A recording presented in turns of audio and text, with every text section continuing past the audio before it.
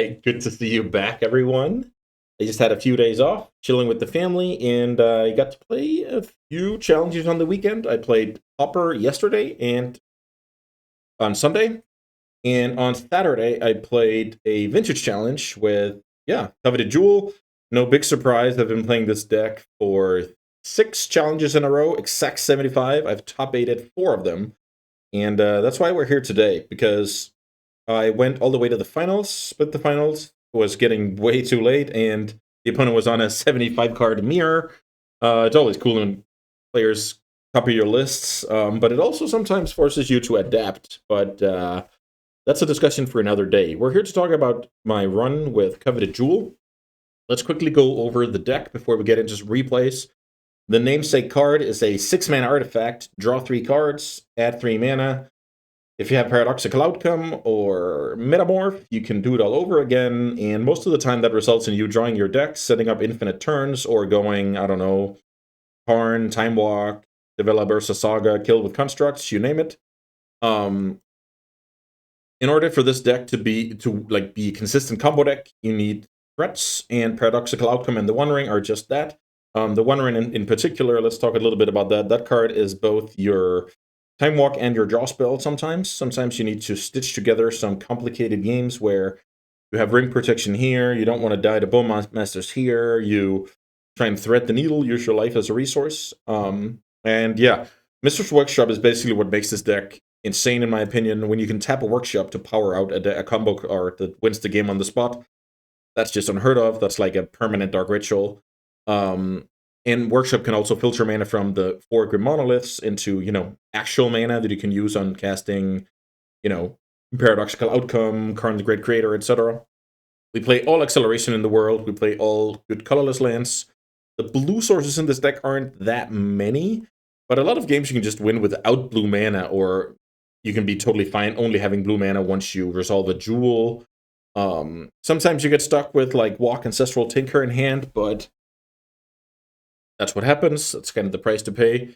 We play Vault Key to finish the game on the spot. We play the blue restricted cards. I've upped the blue count a little bit from the stock version. I've added a Probe and a Seagate Restoration. I'm up to 18 blue cards, which still isn't a lot, to be honest. I want to talk a little bit about these 2 cards, Karn and Trinisphere. So it's kind of absurd, first of all. You can play a combo deck with Trinisphere in it. But once you have Mistress Workshop, you oftentimes have a mana advantage, and Trinisphere is just like a cheat code, right? You play against a counterspell deck, all of a sudden they can only cast 1 counterspell each turn, you can try and overwhelm them. Karn is mainly to say, okay, the mirror is very popular, being on the play, you can just crush anything from, lures to white initiative with this card. I will sideboard it out a lot on the draw, though. Also note that I'm not running any fancy, like, Lattice or other, let's call it, win more cards in the sideboard. Speaking of the sideboard, Hercule's Recall and Basic Land to help against shops. Traps to not die to fast combo. Just remember to kill key creatures like Collector Oof and Archon.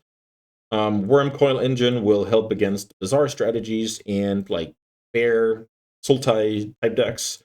Argentum Masticore is interesting. It's not my favorite card, but it's kind of a necessary evil. I feel like we need it to kill the aforementioned cards, including Null Rod. And yeah, it's just fine. Sometimes you play this card, the opponent sits there with Force Negation, can't do anything. You kill their Null Rod or their whatever oof, and then you go to town.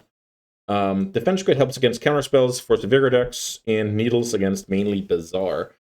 So I'm not going to do too much more on the deck tech here, but I'm really looking forward to get into the games. I hope we get to showcase some of the broken aspects, some tight spots, and some, corner case uses for some cards maybe.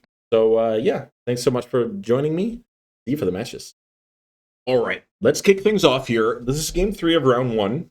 I have traded games with Luris, and I'm on the play here. So what does my hand do? My hand has turn 1 Tray Ball. If that resolves, great. That means I have double Time Walk. If that gets forced, that means the way is kind of clear for the Paradoxical Outcome to be cast. Then I can go next turn, Crypt, Monolith, cast Paradoxical Outcome. So, yeah, I think this is good. The opponent needs 2 forces and then some to be competitive. The opponent has 6 cards in hand. I play the 3-ball, and to my big surprise, it resolves, which is like the best case scenario, because now I know my opponent's not doing anything that turn. I play the monolith. The jewel draw was very strong because now I'm going to play a jewel before my opponent even had a chance to play a spell. All they can do is play second land. Draw Mox, not a very good draw under a tray ball. Coveted jewel, draw 3. I can do another jewel here with Metamorph, draw 3 more.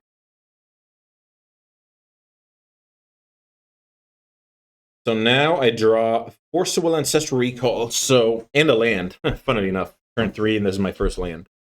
Now I can choose between like developing a Mox, developing a top, or playing a One Ring, or a fourth option, which I think about in the last minute here, and I pass because I don't care about discarding top. And it's very good to just force my opponent's play, then I know the coast is clear because of Tray Ball. My opponent plays Bowmasters. You can argue the opponent's not supposed to play Bowmasters there, they're supposed to wait until my turn, but at this point, my mana advantage is so big that the opponent decides to play around Hardcast Force, or, me not having Force. So I can't, like, respond with a ton of things.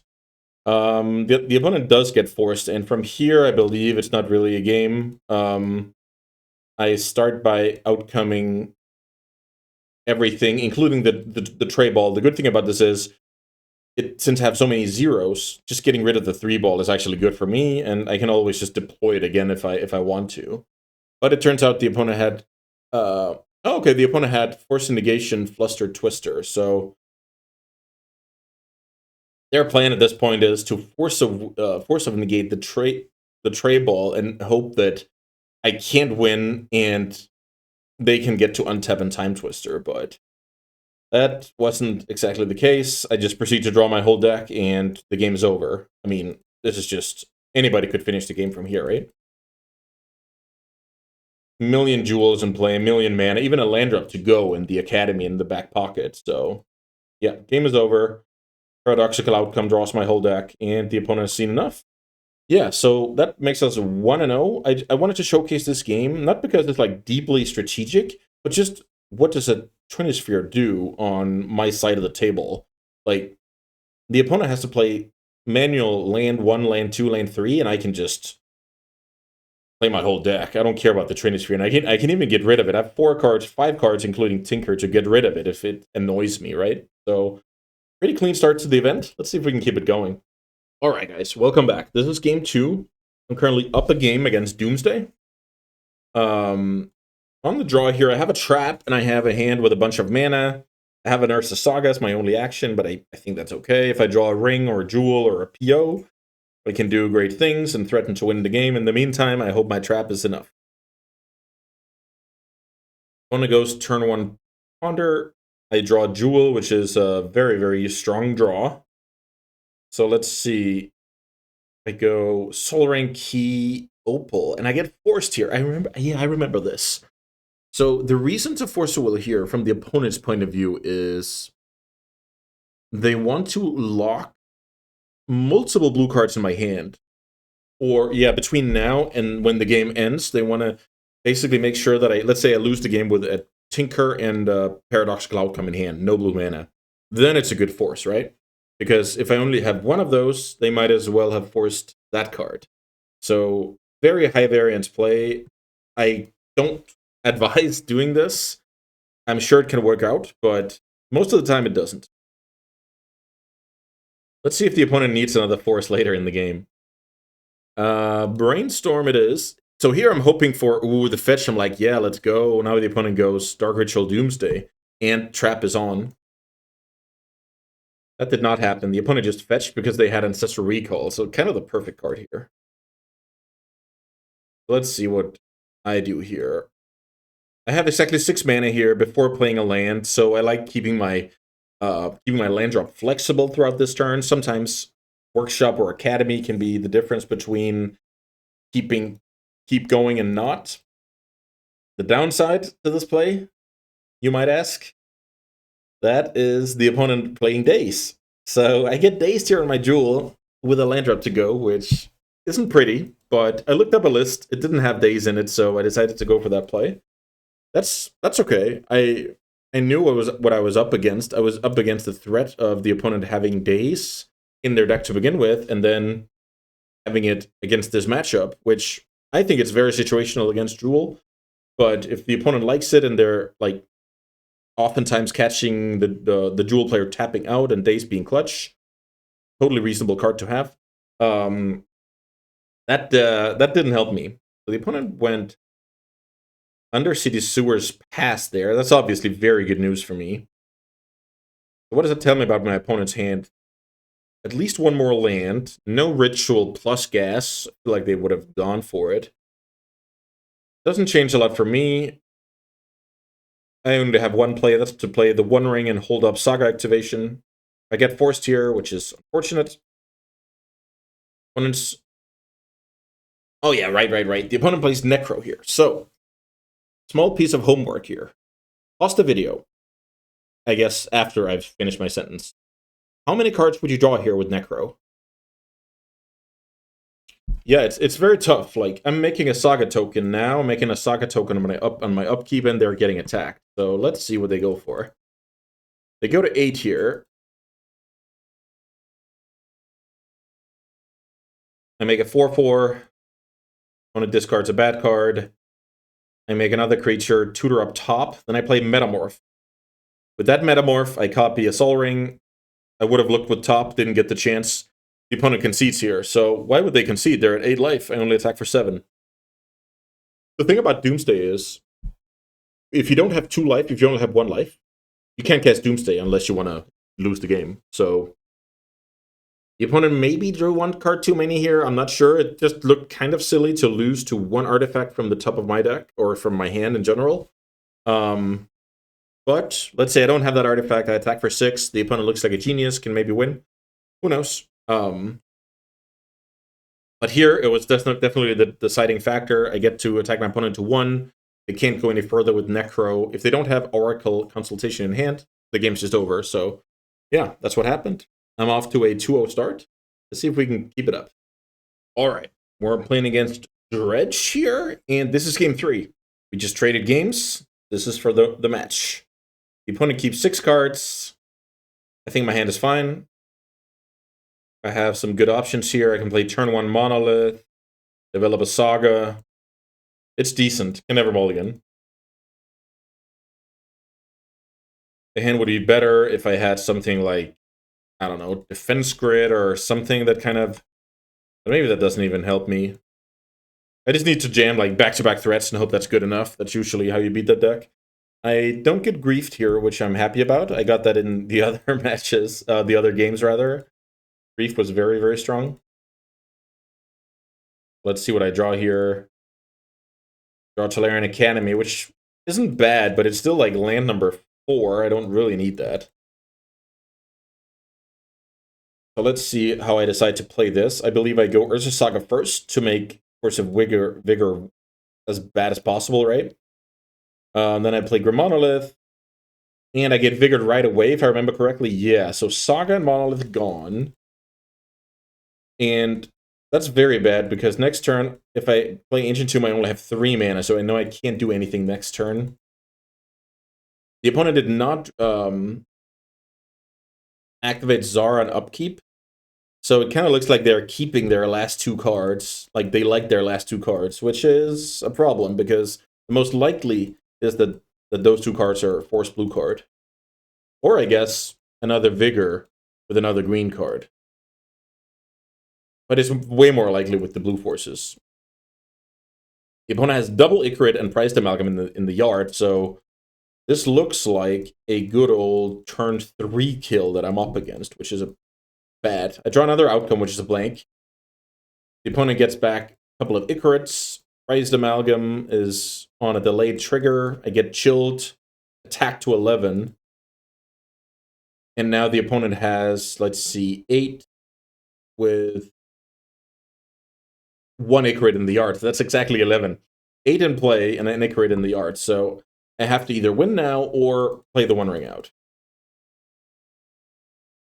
And the draw for the turn was a Ruby, which is 1 turn too late, because if it was last turn, I could have gone, you know, back-to-back something to do, right? Then I would have played a 4-drop last turn and a 4-drop this turn. Play the One Ring, and I get forced, and the game is over. So the reason why I'm showing you this game is just basically Dredge oftentimes needs double disruption and like good clock, good dredging. Like this turn 3 kill with double force, that'll get the job done a lot of the time. I tried to mitigate Force of Vigor on the first turn, like bait my opponent to make a bad Force of Vigor. It didn't work. So, and that Force of Vigor, whew, that was a brutal card because it made it so that I couldn't play anything on turn 2, and then that way my opponent kind of bridged the gap until turn 3, where they can just finish the game. So I'm wondering here if I am supposed to play around Force of Vigor and not play this Monolith out, which sounds insane. If I go Ursa Saga, pass, next turn, play... Maybe it doesn't change anything. But that Force of Vigor got me really good. And the thing is, if I get to resolve stuff, then this would have gotten countered. Then I get Force of Vigor at end of turn. No, it doesn't help anything. Yeah, I think I was just dead in the water this game. That's what happens. My opponent had some very strong draws. I think I even beat Double Disruption the game I won against this opponent. Which is, yeah, that was not my match to win. I got totally dominated. Dredge is an awesome deck. I've played it a lot as well. So now I'm 2-1, and the challenge is somewhat big, so I need to win 3 in a row here to top 8. Let's see if we can do it. All right, this is round 4. Currently 3-1, I believe. And, yeah. On the draw here, against unknown opponent, I get probed, so I'm not unknown anymore. Now the opponent goes turn 1 Oko, which isn't the end of the world. It's more about what the last remaining 3 cards are. So let's see here. I have 6 mana, I go Coveted Jewel, I also have a Tinker. I believe if this resolves, I can just Tinker into another Jewel that's a draw 6 combined, and I should be just fine. But I get negated. Opponent's down to 1 card. Opponent makes my Mox into a 3/3, which is interesting. I guess they don't want to get, like, they want to mitigate the risk of getting back-to-back jeweled. I'm a champ. I draw an Academy, which is best draw in my deck, I would guess. I go get a jewel. The cool thing about this getting a jewel here is I have a 3/3 thanks to the opponent. So even if I draw like 3 lands here, 3 bricks, the opponent cannot take back the jewel right now. So that's decent. Okay. I find a Trinisphere that I decide to play. Then I can Paradoxical Outcome, draw a gazillion cards. Now I believe I can exactly deploy enough mana sources to go Trinisphere Time Walk.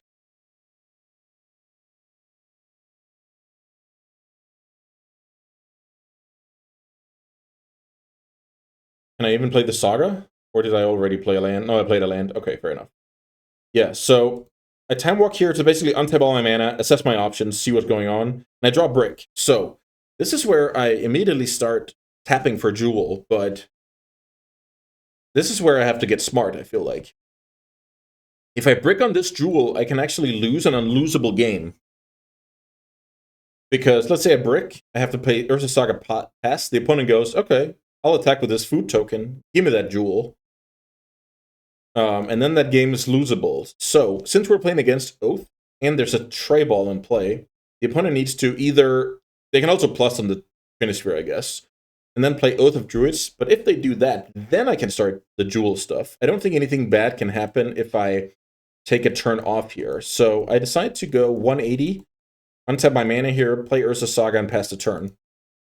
It's pretty unconventional, but it's basically just me saying the risk of playing this Jewel is higher than the risk of passing the turn. So I believe if you slam this Jewel 100 times, you probably get out of that game in a good way. I don't know, 95% of the time.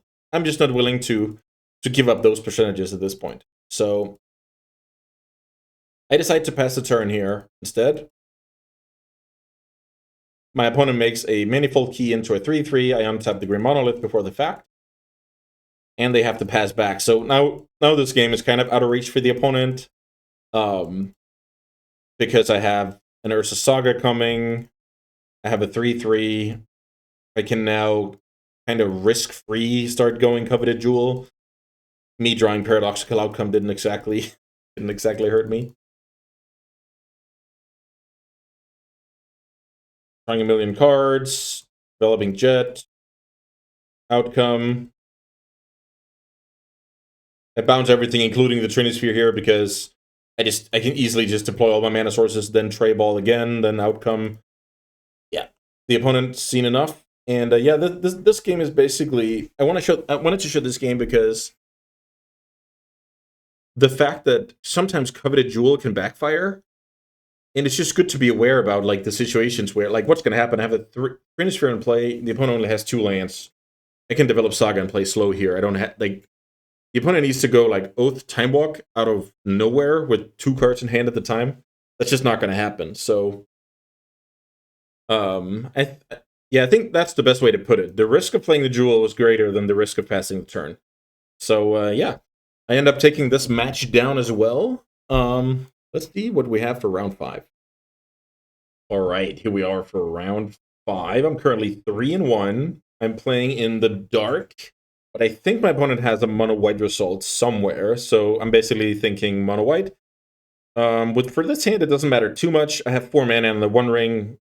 I'm not gonna put that down. If I get forced, it's bad. Especially like force wastelanded, that would be horrible. The One Ring resolves. I draw another One Ring, which isn't like the best. Ooh, okay. So my opponent is looking like someone who's about to play an Archon, and this game will get very, very complicated. But here's the actual play. Dauntless Dismantler. Artifacts your opponent's control enter the battlefield tapped, and it can blow up artifacts later. Okay. And a chalice with 0. So this is actually complicated. The chalice with 0 and all of my artifacts entering tapped. This could be bad. Let's see. What I do here is I metamorph a Sapphire, because having blue mana seems good when I have Time Walk and Ancestral Recall in my hand. So metamorph Sapphire being my mana fixing. And here we learn our opponent's reason to not wasteland my Saga upon arrival. They needed 3 mana to kind of keep the gas running. The beautiful thing is, if my opponent draws a land here, they can waste a Saga and play the White Plume, but unfortunately for them, they can only do one of those things. Go to get a Plains, 2 cards in hand.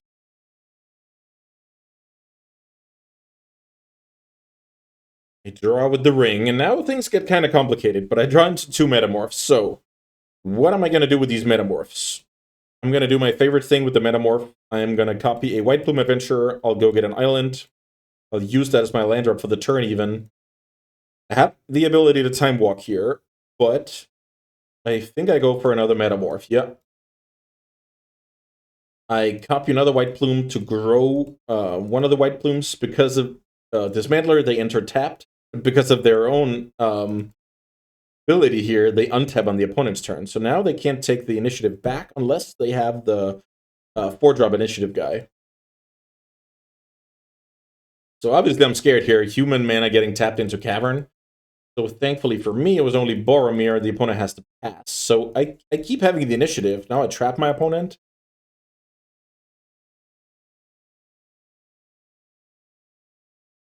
Attack with both. So remember, all of my artifacts enter tapped, and I can't play zeros. I can kill the Boromir. That attack wasn't very like productive. I think it was fine to kind of. Oh, nice key. Does enter tap though. So let's see what I do here. I go the One Ring. That's a good one to maintain the initiative, right? Get rid of the old ring. I'm at 7 here. So do remember, when I play a One Ring and later on that turn tap Ancient Tomb, I don't take damage. This is very, very important interaction.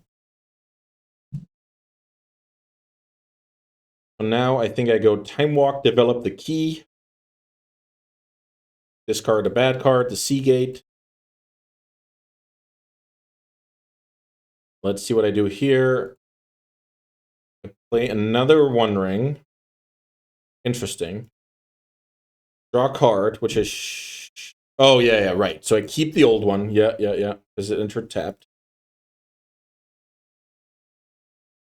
Let's see what happens here. I outcome a whole bunch.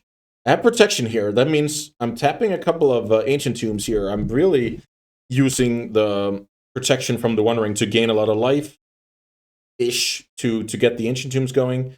Draw a million cards. Play another initiative copy to go draw a card, I believe. No, sorry. I even moved into the throne here, but I didn't find another Metamorph. But that's fine. I've gone through the whole initiative now, which is kind of funny. Discard a bunch of cards. This game is kind of absurd. I have protection, so if the opponent attacks, it doesn't accomplish anything.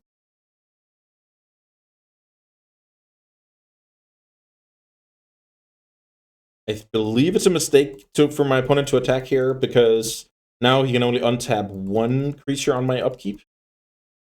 But let's see, what's my game plan from here? I believe it's just keep spamming initiative. One Ring. Sol Ring. Untap the Sol Ring. Go to 3. Put counter on that White Plume. So now I have a good attack. I have ring protection still, and I have a good attack here. I can put my opponent to 10. So how does the opponent win from here? I have the initiative. I'm going to trap next turn. My opponent's at 10, and I have key to make White Plume unblockable. This is actually an insane game. If you look at my clock here, I spent a lot of brain power trying to come up with how to win this game. And I think chaining the rings and keep having Ancient Tomb as actual mana sources helped me a ton here. Now I have Force of Will if my opponent has Solitude, and I don't think I care about anything else. I get to untap, protect the initiative, and here the opponent can only win if I don't know about giving my White Plume unblockable. Trap plus the 5 unblockable damage, and yeah, what a game. Really proud about this one. Game 2 is not much of a game. My opponent doesn't have a play turn 1. I force a Will Null Rod turn 2, and I win the game handily. So that puts me at 4-1, and the round after that didn't have any like tough decisions. I kind of just drew the nuts a couple of games in a row, and that made me ready for top 8. So the next match we're gonna review is gonna be a very, very tight match against Storm. So don't go anywhere. All right, this is the quarterfinals, game 3. I'm playing against Besieged Storm. We basically stormed each other out a few games in a row, and now it's game 3 time. My hand is definitely not perfect, but I have double Mox Paradoxical Outcome, so I feel like I have to keep it. My opponent is not intending to make this easy for me, so that Ancestral puts me way behind. Mindbreak Trap as the draw is actually not that bad, so what I'd end up doing here, I believe, is play Academy, hold up Hardcast Trap. That's not terrible. My opponent definitely has that card on the radar, but still think it's a good draw.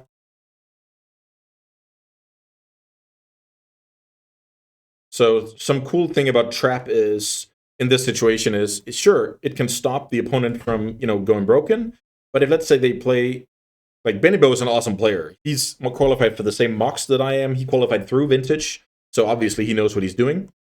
If he goes, like, spell past a turn, that opens the door for me to play Instead Paradoxical Outcome, and all of a sudden Mindbreak Trap is a backup spell.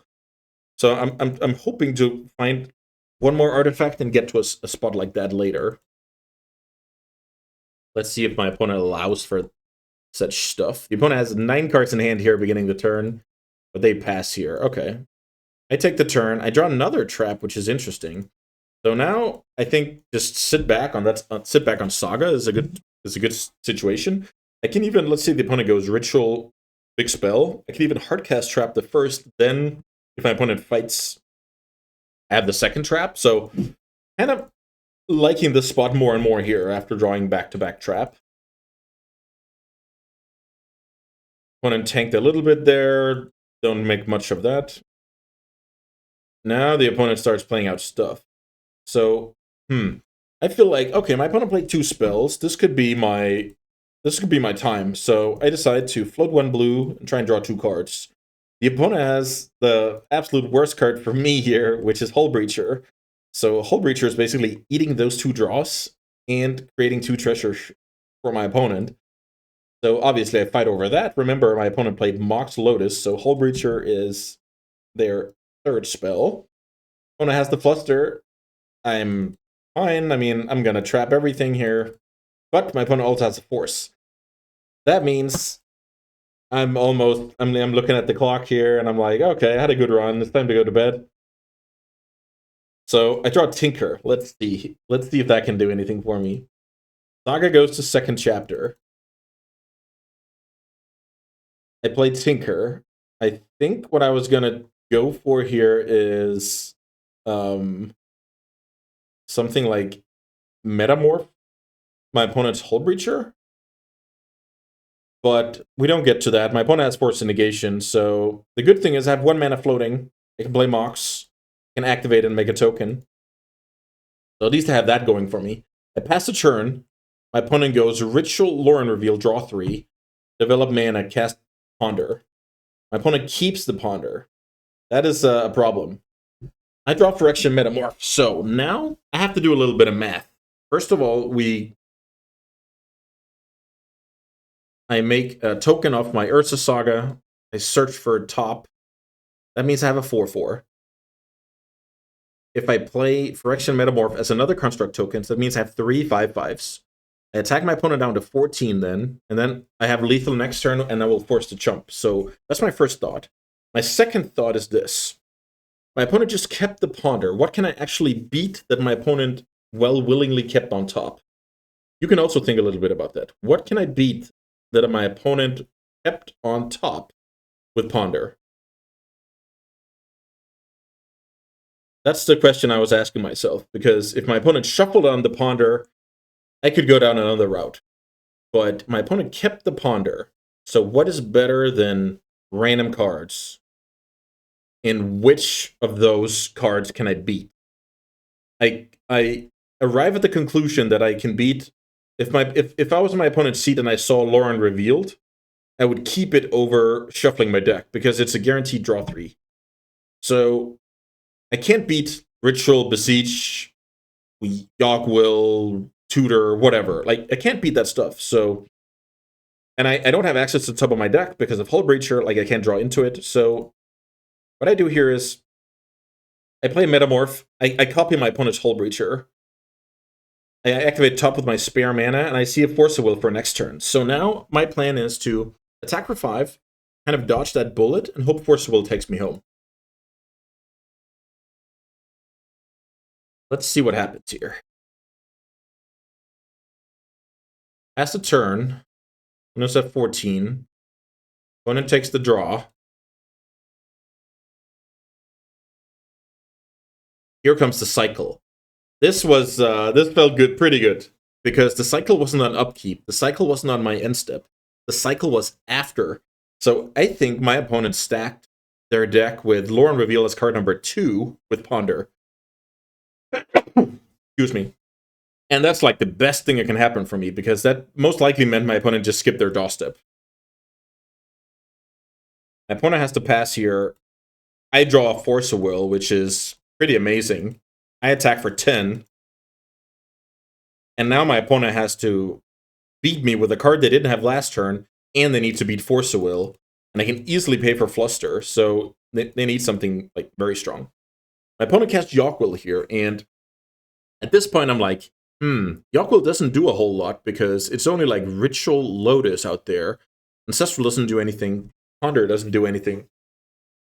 So what should I do about this? But there is a Flusterstorm in the yard, meaning that if my opponent has, I don't know, Beseech the Mirror in hand, they'll just have Flusterstorm backup for, like, after casting a bunch of spells. So I decide to counter it. Also, if the opponent has Tendrils of Agony in hand, I'm kind of making Storm smaller, and my opponent concedes in the face of that.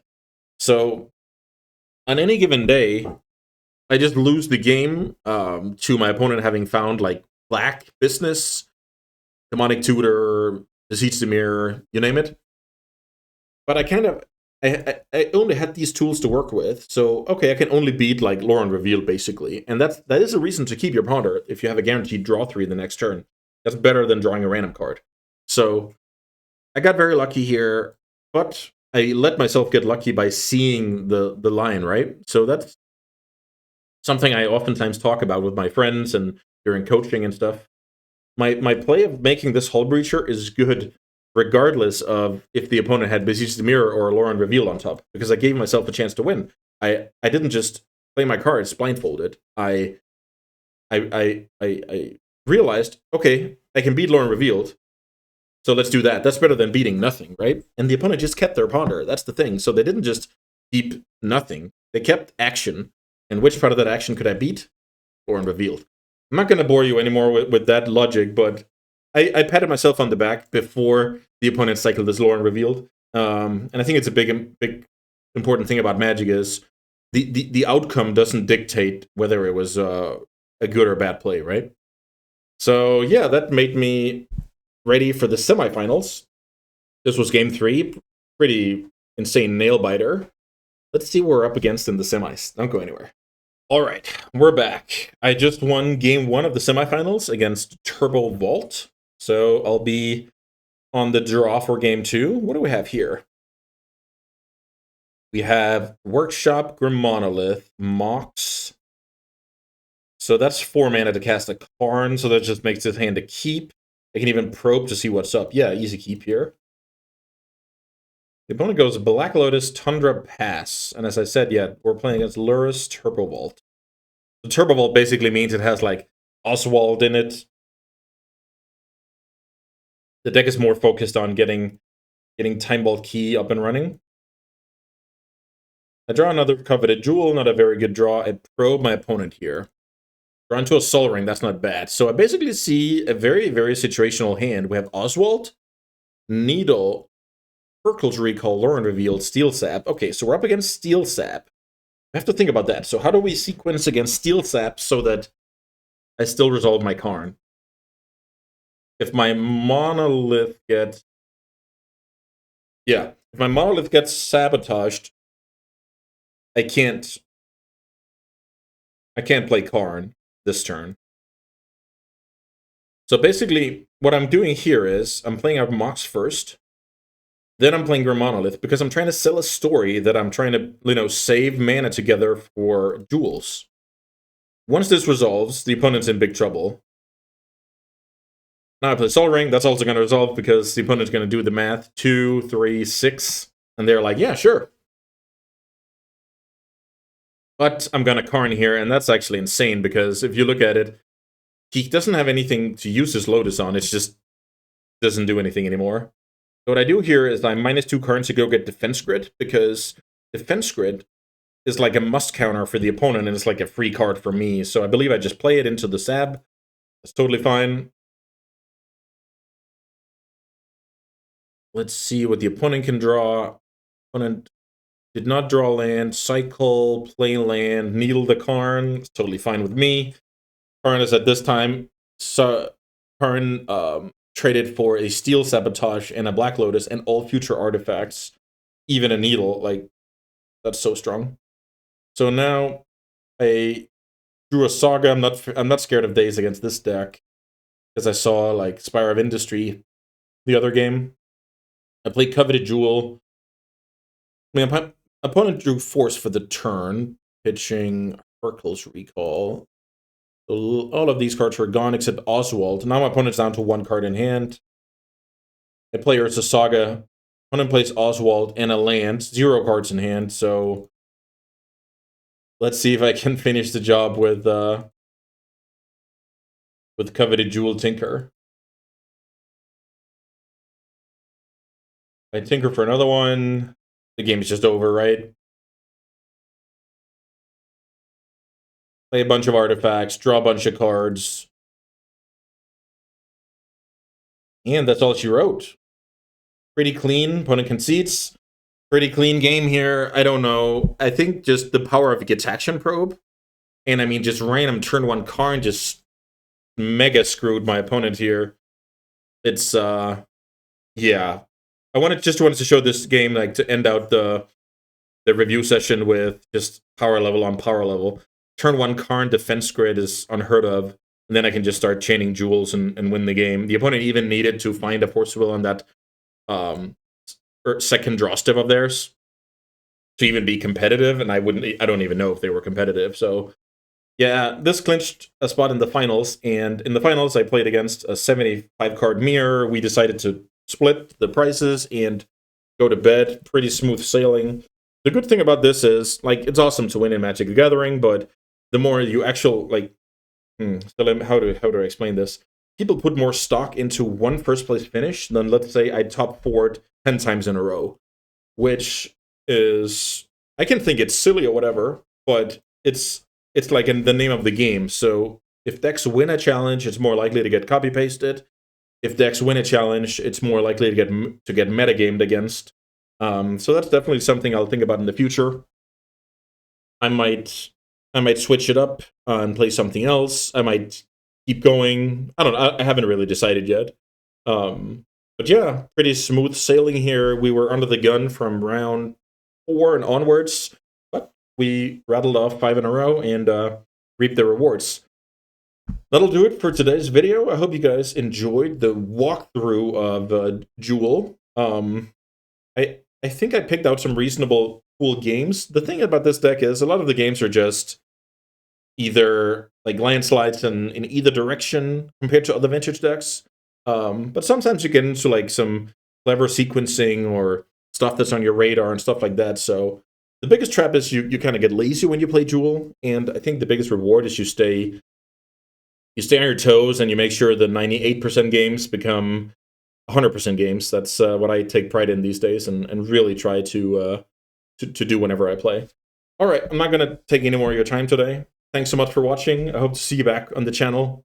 Bye, guys.